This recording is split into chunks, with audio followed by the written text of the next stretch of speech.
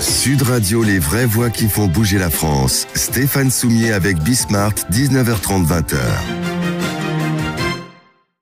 Salut à tous, c'est Bismart sur Sud Radio. Alors, premier de nos invités, sujet essentiel à tous les points de vue. D'abord parce qu'on va parler industrie, relocalisation en France. Et ensuite parce qu'on va parler lutte contre le cancer. Vous allez voir ça. Entrepreneur de génie, Bertin Naoum est notre premier invité sur Sud Radio. On repart les amis, on repart avec Bertin Naoum, alors fondateur de Quantum Surgical. Salut Bertin. Bonjour. Ravi de te recevoir ici. Donc on parlait reconquête industrielle et on va parler évidemment de ce que tu fais, des robots médicaux, des robots chirurgiens, de l'assistance aux chirurgiens, parce que tu insistes toujours énormément sur le fait que non, on ne va pas se passer de chirurgien, on va juste assister le chirurgien. C'est ce fameux concept de l'homme augmenté. Mais cette histoire de reconquête industrielle, elle est au cœur de ta réflexion depuis un bon moment. Toi, tu es installé à Montpellier, toujours à Montpellier aujourd'hui, Bertin. Voilà, toujours à Montpellier. Ton premier robot, enfin l'un des tout premiers, qui s'appelait Rosa, tu l'avais vendu, c'est des Américains, hein, Zimmer Biomet. Absolument. Et à l'époque, tu avais dit, j'aurais aimé réussir à réunir les conditions nécessaires pour aller plus loin dans l'aventure entrepreneuriale et faire rayonner mondialement une entreprise française dans le secteur des robots médicaux. Absolument.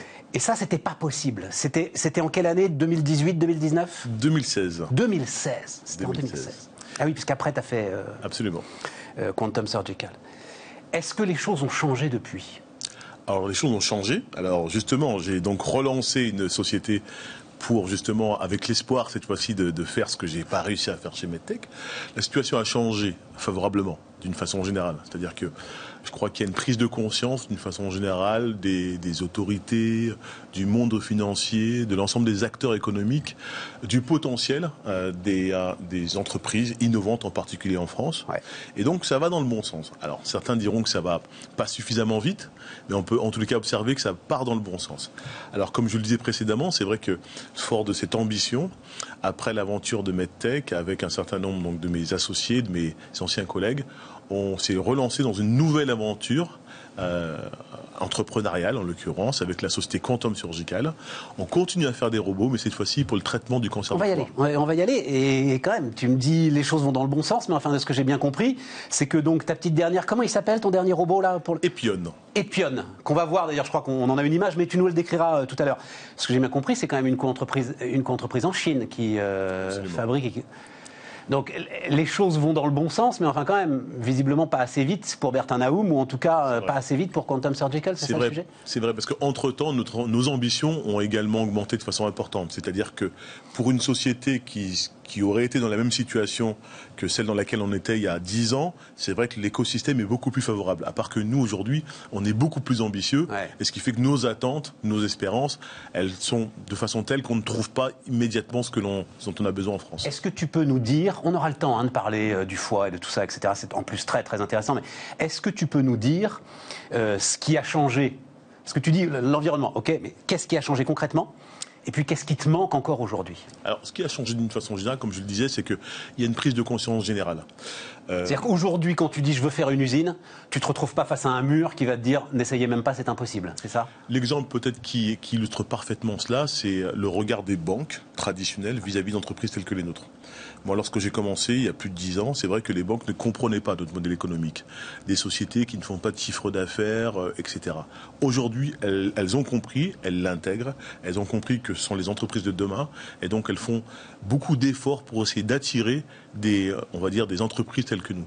Donc ça illustre la façon dont les choses ont changé, d'une façon générale. Alors, après, au-delà de cela, c'est vrai qu'il y a aussi au niveau de... Je crois que dans tous les pays, à commencer par les États-Unis, on voit la façon dont l'innovation est un vrai vecteur de création de richesse, création de valeur. Ouais. Et donc, on commence à prendre conscience que l'économie de demain, c'est également les entreprises, c'est également les start-up d'aujourd'hui. Ouais. Ce qui est... Alors, si on met ça sur le secteur de la santé... Là, ce qu'on vient de traverser, forcément, ça t'inspire des commentaires, Bertin. Notre rapport au risque, la façon dont on a géré tout ça. Comment est-ce que tu regardes cette épreuve qu'on a traversée ensemble? Je crois qu'il n'a échappé à personne qu'on est dans une situation assez étonnante d'être l'un des rares pays, en tous les cas industrialisés, en tous les cas en Europe, à ne pas avoir été capable d'avoir une société, une start-up, une entreprise qui fournisse des vaccins. Et donc ça illustre parfaitement la façon dont on a tendance à décrocher parce que on investit insuffisamment justement dans ces entreprises, ces start-up, en l'occurrence de biotechnologie, qui ont les compétences pour pouvoir mettre au point des vaccins tels que celui contre le Covid-19. Et ça, c'est quoi? C'est notre rapport au risque aujourd'hui? C'est exactement cela. C'est notre rapport au risque, surtout dans des secteurs tels que la biotechnologie qui requièrent des moyens extrêmement importants et donc effectivement une prise de risque d'autant plus importante. Mais en fait, on n'a pas le choix. On n'a pas le choix, c'est-à-dire que si on veut être présent, et on voit aujourd'hui, avec la crise sanitaire que l'on vit, on en paye les conséquences assez rapidement. Donc il faut investir. Moderna a perdu de l'argent on perd encore d'ailleurs, on verra bien, mais on perd depuis 10 ans, voilà. Et des millions. Voilà. En attendant, à un moment le déclic. Le côté industriel, c'est-à-dire, toi, dans le robot, donc il y a le logiciel, l'ensemble de l'intelligence du robot dont on a parlé, mais est-ce que le côté industriel aujourd'hui t'intéresse? Absolument. Notre activité, elle est foncièrement industrielle. Au croisement des deux. Absolument. C'est-à-dire que nous, on a des usines, on fabrique, on a des techniciens, des ingénieurs qui assemblent des robots. Donc à Montpellier, absolument. Et y compris la société Zimmer Biomet qui a racheté ma start-up à l'époque MedTech est restée à Montpellier. Ils sont en train de construire un bâtiment de plus de 5000 m². Juste en face d'ailleurs, je crois. Un peu plus loin. Un peu plus loin. Et en l'occurrence, ils sont en train effectivement d'augmenter les capacités de production. Ce qui m'amène effectivement à la question que tu me posais tout à l'heure concernant, je dirais, l'industrialisation de la France. Ouais. C'est vrai qu'on a un peu parlé au cours des derniers mois avec la crise actuelle, et c'est vrai que nous, on a pris conscience que, mine de rien, sur notre territoire, à Montpellier, dans une région qui n'a pas une histoire industrielle extrêmement importante, en l'espace de quelques années, on a créé une vraie filière de technologique à forte valeur ajoutée, en l'occurrence la robotique médicale, qui aujourd'hui, sur notre territoire à Montpellier, représente plus de 300 emplois directs, dans à peu près 80 dans des activités vraiment de production, des emplois à forte valeur ajoutée, et qui vont se développer encore dans les années à venir. Et donc ça montre la façon dont, si on investit, si on y croit, on est capable de créer effectivement des pôles industriels à forte valeur ajoutée sur notre territoire. Donc peut-être là maintenant ça va être possible de faire rayonner mondialement une entreprise française dans le secteur des robots médicaux. Donc tu as commencé avec Rosa. Non, Brigitte d'abord. Alors Brigitte, le premier c'était Brigitte. Brigitte, revendu le genou. Voilà, le genou, c'est ça. Ensuite Rosa, le cerveau. C'est ça. La troisième, donc redonne-moi le nom là. Alors après c'était encore Rosa, mais la colonne vertébrale. Oui, et le troisième. Et là nom, maintenant c'est Epion. Voilà, Epion, c'est magnifique. Voilà. Pourquoi tu leur donnes ces noms? T'as des filles, Bertin? Non, j'ai pas de filles. Malheureusement, j'ai que des garçons. Mais par contre. C'est ça, en fait, c'était gamine les robots. Ouais, c'est un peu ça. Vous êtes des grands enfants, en fait. Je compense. Alors Epion, en l'occurrence, c'est une déesse de la mythologie grecque. C'est la femme d'Asclépios, qui est le dieu donc de la médecine, et donc c'est la déesse qui soigne les maux.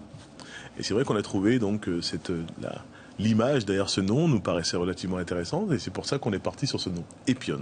Alors, est-ce qu'on voit là, est-ce que tu peux nous décrire un petit peu? Donc j'imagine, c'est une forme d'unité centrale finalement, oui, avec un bras robotisé. Alors on est toujours dans le concept de ce qu'on appelle les traitements, la chirurgie guidée par l'image. C'est-à-dire qu'il y a une partie effectivement, comme on peut le voir sur les images, où on va récupérer des images scanners, IRM, et planifier l'acte que l'on souhaite réaliser.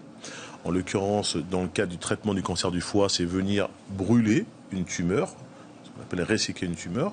Et puis il y a la partie robotique qui va guider la main du praticien pour pouvoir placer l'instrument très précisément à l'endroit qui a été identifié sur les images préopératoires. Donc c'est toujours le même concept dans lequel on est.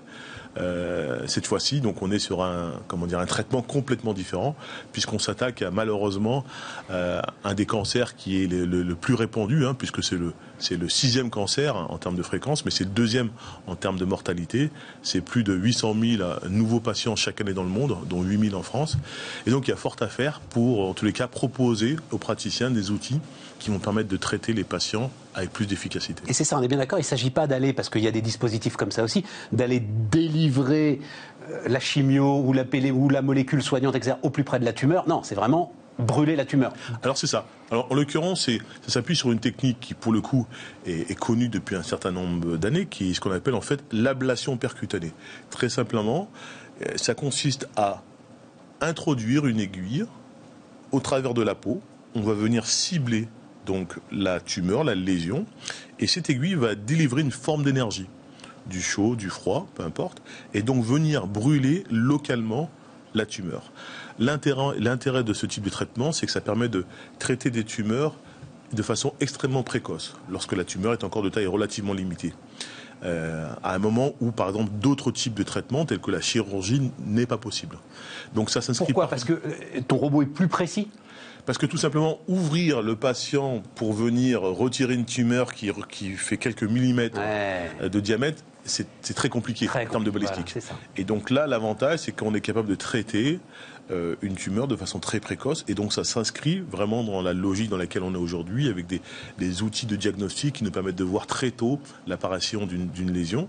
Et donc, nous, au travers de ce type de dispositif, on veut accompagner les praticiens. Ah oui, c'est passionnant parce que c'est un concentré de tout ce qui se fait en ce moment en matière d'innovation biomédicale. C'est-à-dire qu'effectivement, on l'a beaucoup dit, l'une des vraiment aujourd'hui applications les plus précises de l'intelligence artificielle, c'est justement la lecture des radios très très fines et la détection très très tôt de signaux anormaux dans le corps. Et on va ensuite jusqu'à ce qu'on appelle la chirurgie non invasive, c'est ça aujourd'hui, Bertrand ? Alors mini-invasive, mini-invasive, mais qui permet de réduire énormément les temps d'hospitalisation. C'est tout à fait ça. Et donc les coûts liés à cet aspect, ce qui permet de dire d'ailleurs le fameux sujet, là, rajouter des lits, supprimer des lits, etc. La médecine de toute façon multiplie les efforts pour qu'on reste le moins longtemps possible à l'hôpital aujourd'hui. Exactement, c'est ce qu'on appelle donc la médecine ambulatoire. Exactement. Et d'ailleurs on a déjà, avec le dispositif Epion, traiter des patients de façon ambulatoire, c'est-à-dire un patient qui est arrivé le matin, qui a été traité, qui a pu rentrer chez lui le soir. Pour arrêter un cancer quand même. Pour arrêter un cancer du foie. C'est pas, absolument. Voilà, c'est pas l'appendicite non plus, quoi. C'est un vrai sujet. Pourquoi une co-entreprise en Chine ? Parce que le marché chinois est un marché qui est extrêmement important en termes de taille. C'est un marché qui, malheureusement, pour les Chinois en tous les cas, est le premier marché en termes donc, de patients souffrant du cancer du foie. Parce qu'ils découvrent ces maladies liées en partie à l'alimentation, à la suralimentation. Parce qu'ils sont 1 milliard pour toutes les raisons que tu avances. Et donc, pour une société de medical device, de medtech comme on dit, aujourd'hui, le marché chinois, c'est quasiment incontournable.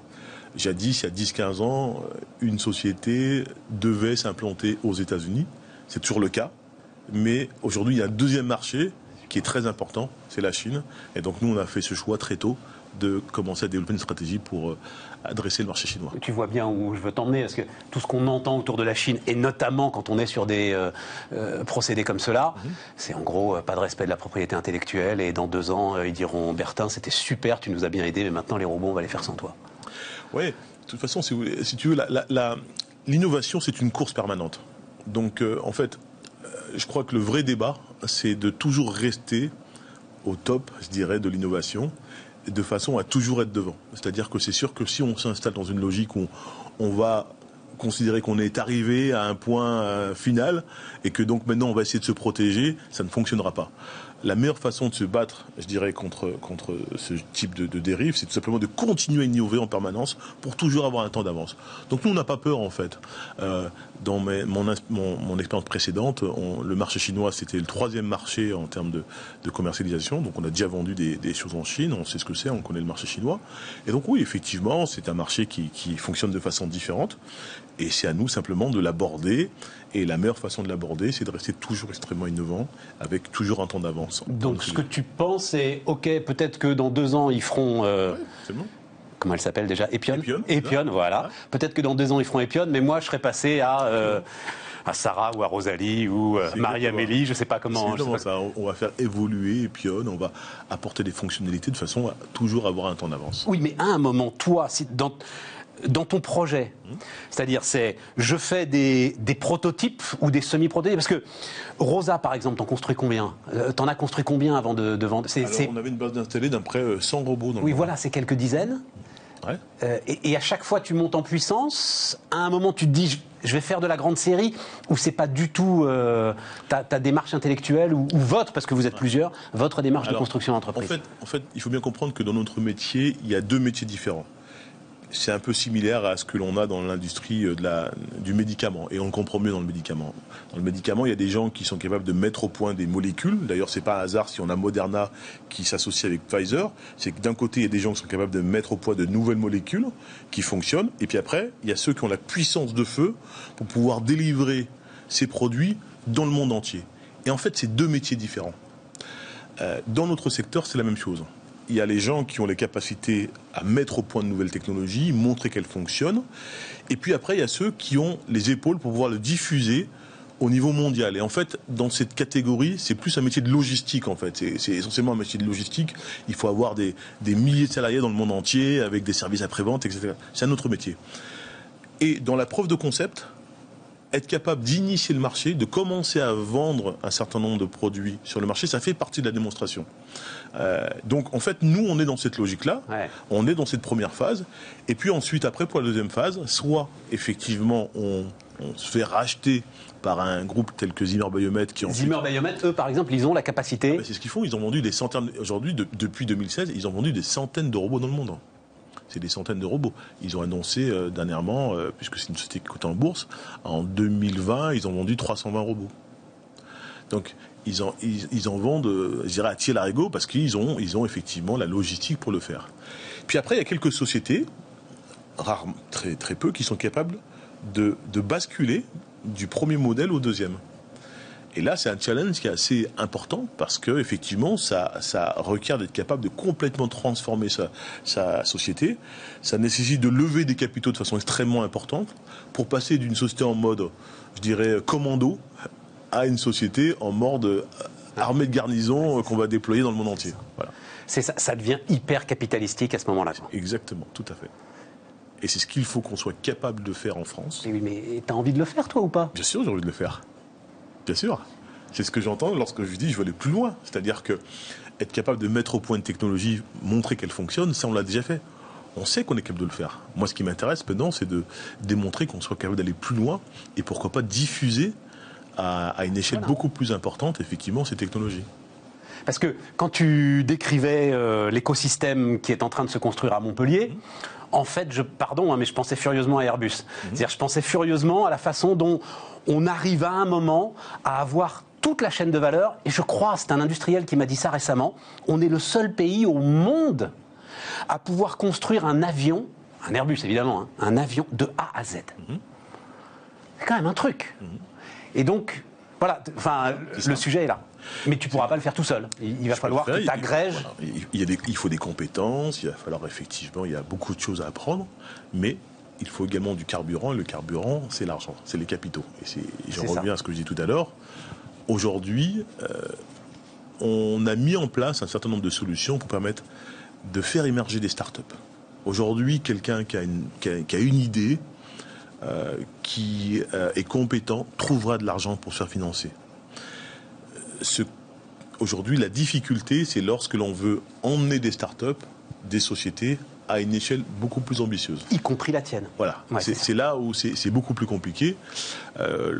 Typiquement, lorsqu'on veut faire des tours de table de plusieurs dizaines de millions d'euros, de 30, 40, 50 millions d'euros, ça devient compliqué en France, voire même en Europe.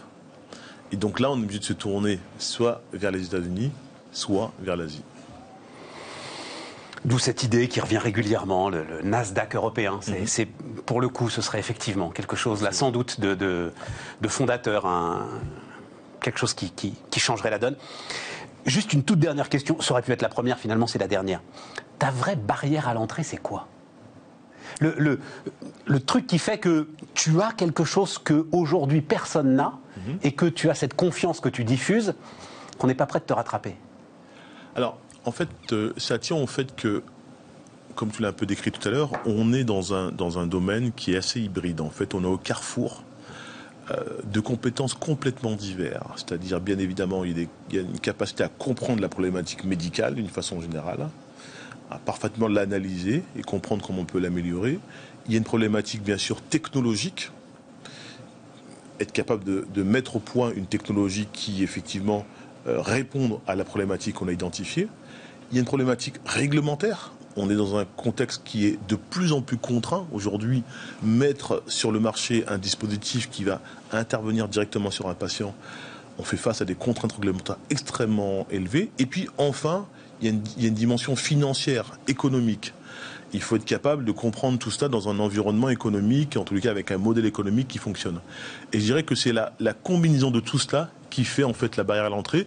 Il y a des gens qui maîtrisent un ou deux composants, mais lorsqu'on veut maîtriser les 4 à la fois, en fait, il y a très très peu de gens qui ont cette maîtrise. Merci Bertin. Bon, plaisir. À bientôt pour l'arc montpelliérain sur la robotique chirurgicale. Bertin Naoum donc était notre invité sur Bismart. On se retrouve dans un instant. Bertin Naoum, donc le fondateur de Quantum Surgical. On parle influenceur dans un instant. On repart, et on repart avec alors tout à fait autre chose. Quoique, je viens de penser là finalement. On vient d'avoir Vincent Klingbeil donc qui est avec nous, fondateur de EDG, European Digital Group, c'est ça, hein, Vincent. Exactement. On va raconter tout ça. Et Vincent va nous parler de la puissance des influenceurs. C'est quelque chose que je ne maîtrise absolument pas, donc j'ai envie de comprendre.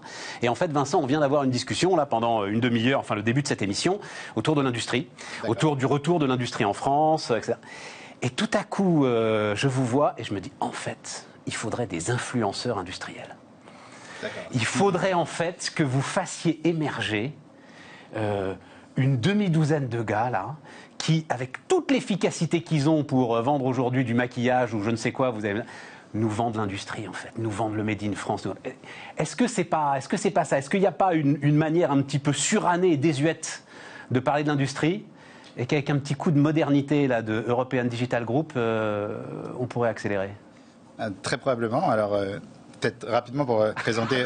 Oui, je vous prends au dépourvu. Je commence les interviews comme ça, les gars disent mais où est-ce qu'il m'emmène lui? Mais où est-ce que je suis? Mais qu'est-ce que c'est que cette histoire? Rapidement pour vous présenter European Digital Group, nous sommes un nouvel acteur de l'accélération digitale et on s'associe avec des ultra spécialistes dans chaque domaine de l'accélération digitale pour proposer une offre globale aux grands groupes. Donc l'année dernière, on s'est associé avec 6 entrepreneurs, 6 sociétés, dont Follow. Qu'on vient d'annoncer, spécialisé dans l'influence. On va y aller sur Follow, mais d'abord, juste un truc. J'ai lu un chiffre dingue. Donc, vous êtes associé à un fonds qui s'appelle Montefiore, c'est ça, hein? Alors, Montefiore est notre investisseur. Voilà, et votre investisseur. Il nous accompagne dans cette création de ce groupe European Digital Group qu'on a monté il y a un peu plus d'1 an. J'ai lu, attendez, Vincent, j'ai lu, alors je vais le dire, c'est dans le mensuel Stratégie, je crois, que vous disposiez d'1 milliard pour des acquisitions. Alors non, là vous avez mal, lu. Vous avez mal lu. Bien aussi. Vous avez mal lu. En fait, c'est Montefiore, notre investisseur, qui vient de lever un deuxième fonds d'1 milliard et qui gère 2,5 milliards aujourd'hui. Maintenant, je ne dispose pas encore. Ils n'ont pas tout mis. Ils n'ont pas mis tout sur nous, même si on a la confiance de notre actionnaire. Ils sont ultra bienveillants et on est ravis de les avoir à notre capital. Mais ils n'ont pas encore mis tout sur nous. Et alors, et on va rentrer dans les influenceurs, mais d'abord effectivement sur European Digital Group. Comme vous dites, accélération digitale, c'est-à-dire que je vois, ça va de la pub digitale, marketing digital. Tout ce qui est en train de bouleverser le marketing, ou vous allez même au-delà du marketing? Au-delà du marketing. L'idée, c'est de marier l'IT et le digital marketing, le digital au sens large, pour avoir une offre globale à destination des PME et des grands comptes et les accompagner dans leur transformation digitale, ce qui est aujourd'hui leur priorité numéro 1, l'accélération digitale. On parle plus d'ailleurs d'accélération que de transformation, parce que maintenant, on est à l'étape 2 et la majorité des grands groupes, des PME et des ETI, leur priorité numéro 1, c'est cette accélération digitale. Et nous, on essaye d'avoir, en s'associant avec des experts sur chaque levier, d'avoir l'offre complète à leur destination. Mais y compris, par exemple, sur la finance ? Y compris sur, j'en sais rien moi, parce qu'il y a ça aussi dans l'accélération digitale, logiciel sur la supply chain, sur les achats, sur le pricing, sur la comptabilité, des choses comme ça. Non, vous rentrez pas dans les... Non, on n'est pas dans des problématiques métiers très spécifiques, vraiment général, c'est plus généraliste sur le digital. Et donc là, avec Follow, on a une offre donc sur l'influence. On s'est donc associé avec les fondateurs de Follow, qui restent très fortement actionnaires et parfois même majoritaires mais ça aussi, on va en parler, de leur société. On s'est associé un défi, ça. Avec les Big Boss, Boss, avec Ores, avec AdsUp, donc Big Boss qui a racheté récemment Proximum aussi dans la digitalisation des événements. Et donc on a monté tout cet écosystème. On a un club d'entrepreneurs. Tout le monde est actionnaire de tout le monde dans ce véhicule nouvelle génération hybride entre un fonds et un corporate. Vous allez trop vite. Comment ça, tout le monde est actionnaire de tout le monde? On a un système où tous les entrepreneurs deviennent associés d'European Digital Group. Donc dans notre groupe, tout le monde est actionnaire. Nous sommes tous actionnaires les uns des autres.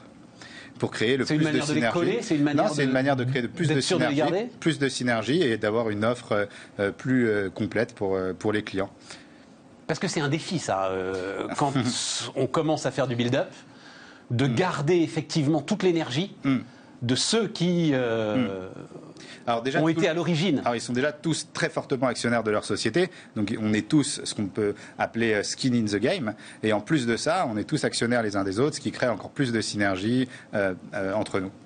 Je connaissais pas. Skin in the game. Skin in the game. On est vraiment dans la partie. On est dedans. Moi-même, j'ai investi. Donc, j'ai revendu ma précédente boîte donc au groupe La Poste et j'ai réinvesti une part très importante de la dernière revente dans ce projet. Elle faisait quoi votre précédente boîte? C'était Ametix, une société de services dans le digital que nous avons revendue au groupe La Poste. Et spécifiquement quoi, services dans le digital? Donc, on faisait beaucoup de conseils, d'ingénierie, de prestations de services. Ouais. Pour la digitalisation. Et donc on a été acheté par DocaPost, une filiale du groupe La Poste. Et ensuite j'ai été postier quelques années. C'était une super aventure. Non, c'était pas une super aventure. Je vous assure. En fait c'est ça. Tout à coup vous êtes tombé dans un char diesel. Pas du tout. En fait vous avez une mauvaise image du groupe La Poste. Je peux vous dire que peut-être c'est votre image de l'extérieur, mais à l'intérieur c'était un groupe formidable. Il y a eu beaucoup de bienveillance. Je dis toujours qu'on a été intégré sans être désintégré. Et c'est ce que j'essaye en fait de reproduire. La dynamique de la boîte, juste là-dessus parce que ça intéresse tout le monde, ça Vincent. La dynamique de la boîte que vous avez vendue, elle reste aujourd'hui au sein de la Poste? Oui, alors il y a un de mes associés, Patrick Bunand, qui reste aux commandes et la croissance est phénoménale et ça continue de croître. Je crois que depuis qu'ils nous ont racheté, ils ont dû faire x3 en chiffre d'affaires. Il y a combien de temps ça? C'était en 2017 la revente et on devait être 400 et ils ont dû doubler de taille depuis. C'est super intéressant parce que ça veut dire que les grands groupes ont quand même pris la leçon, peut-être de ce qui s'est fait, on va dire 2010, etc. Je raconte assez souvent l'histoire de Deezer ou Deezer et Spotify, ils sont vraiment mais exactement sur la même ligne jusqu'au jour où Orange en fait rachète Deezer et où Deezer décroche. Pendant que Spotify est encore skin in the game, ça je la réutiliserai. Voilà. Et les gars ils sont plus skin in the game en fait. Voilà. Mais maintenant visiblement les grands groupes ont compris. Tout à fait. Et moi, c'est ce que j'essaye aussi de transposer dans European Digital Group. C'est tout ce qui a été des facteurs clés de succès dans notre intégration au sein du groupe. J'essaye maintenant de le mettre en place avec tous les entrepreneurs avec qui on s'associe. Et en tout cas, dans le cas du groupe La Poste, c'était beaucoup de bienveillance, beaucoup d'aide pour nous développer. Et c'est ça que j'essaye vraiment de transposer aujourd'hui. Alors, les influenceurs. Donc, j'en connais pas un, moi, en fait. Attends, je cite, moi, Maya Adorable, Danae, Paola Locatelli, Ryan, je pense qu'on dit LVTT, enfin je sais pas comment on prononce ça. Il faudra inviter un jour Follow pour qu'il vous présente donc la société avec lesquelles on s'est associé sur l'influence. Ouais, mais moi j'invite toujours les on est associés, nous on est associés avec eux, c'est eux les tauliers. Nous sommes ceux qui les aidons. Après voilà, le marché de l'influence, c'est un marché de 20 milliards de dollars, j'ai lu à l'échelle mondiale. Ouais, je dirais même plus. En fait, ça dépend ce qu'on englobe.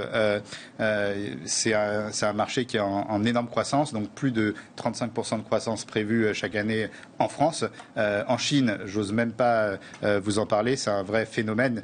Il y a des écoles, il y a des influenceurs qui peuvent vendre plusieurs milliards en une journée. On a entendu sur certaines opérations. C'est un vrai phénomène. En fait, l'influenceur... La fête des célibataires d'Alibaba, là, par exemple. Ça, voilà. Et en fait, un influenceur, maintenant, c'est un nouveau média. C'est carrément, on peut dire, d'une certaine mesure, un concurrent des médias qui a une audience, qui a une communauté qui le suit et donc il peut les conseiller, leur proposer des produits, organiser des jeux concours.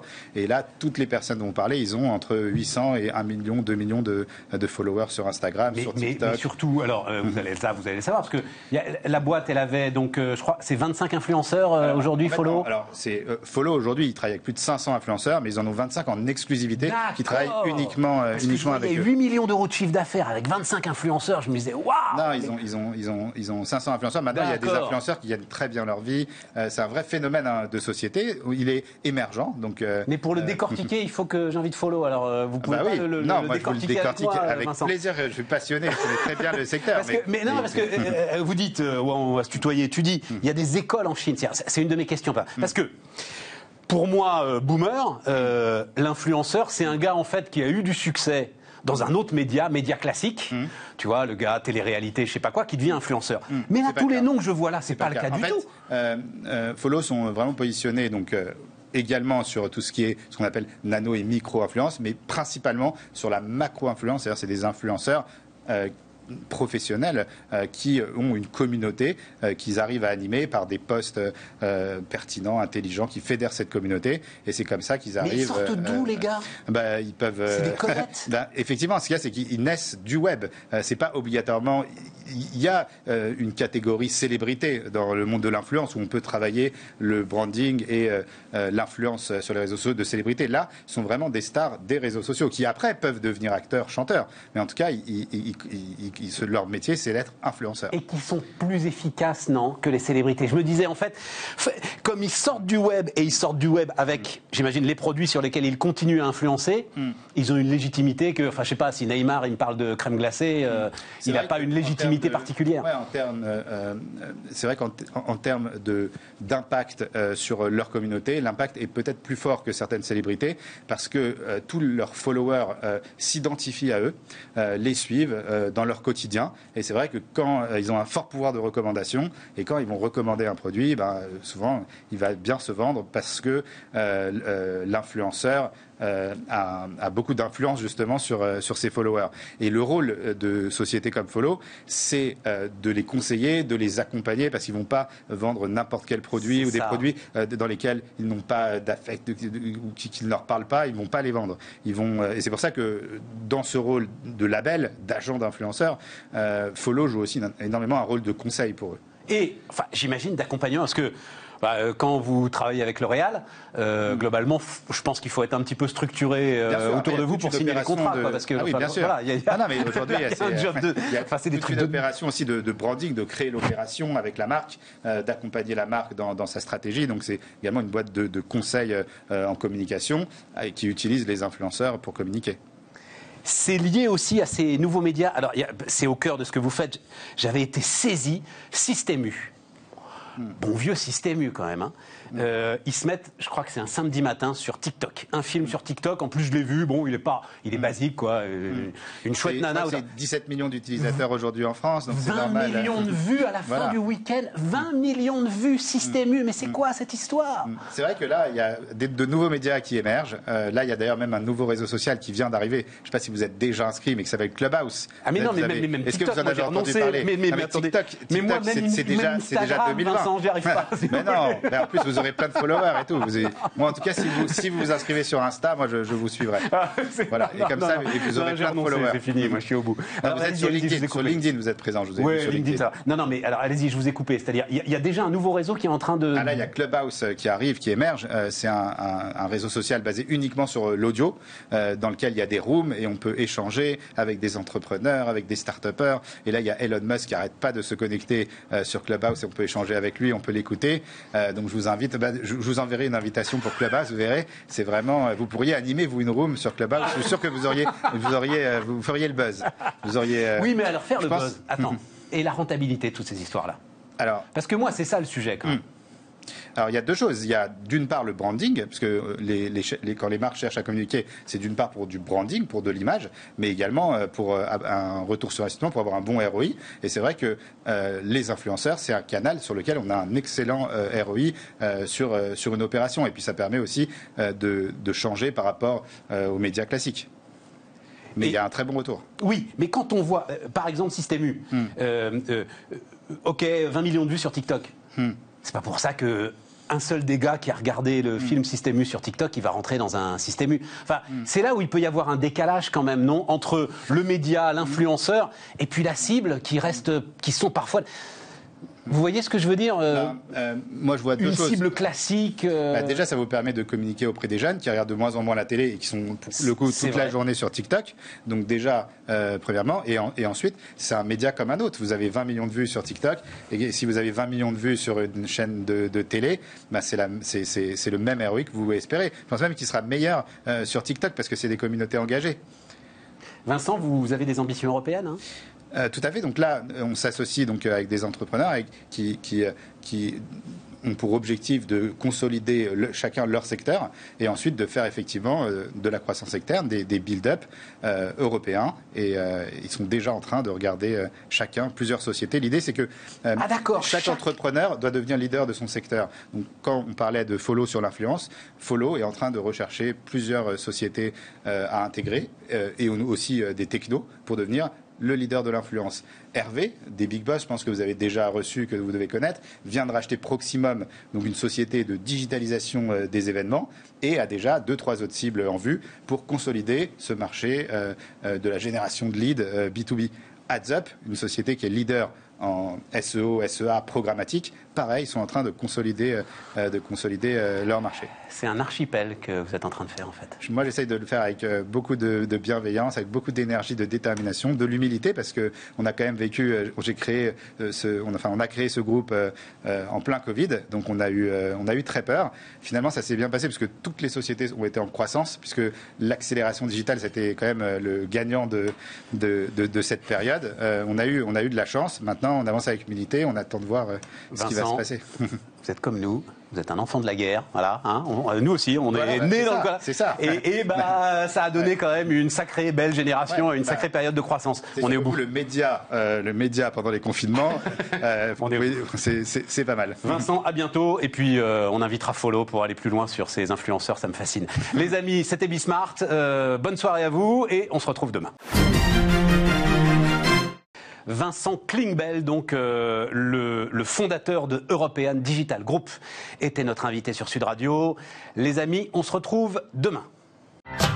Sud Radio, les vraies voix qui font bouger la France. Stéphane Soumier avec Bismart, 19h30, 20h.